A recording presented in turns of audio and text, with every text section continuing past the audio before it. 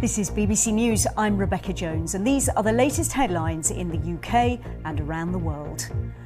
Millions of people across the UK are in line for a pay rise next year, with an end to the year-long public sector pay freeze expected in tomorrow's budget. Australia, one of the world's most criticised polluters, has formally adopted a target to reach net zero emissions by 2050. The naturalist and broadcaster Sir David Attenborough warns world leaders preparing for the COP26 summit in Glasgow that they must take action to tackle climate change before we run out of time.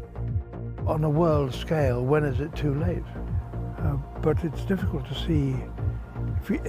If we don't act now, it will be too late. The UK's Parliament Standards Committee says the Conservative MP and former Cabinet Minister Owen Paterson repeatedly used his position as an MP to promote companies who paid him. He denies wrongdoing.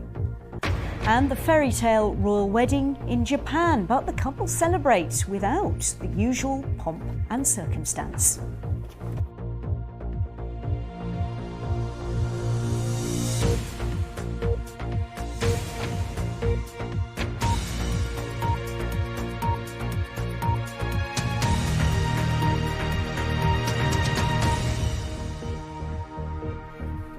Hello and welcome if you're watching in the UK or around the world.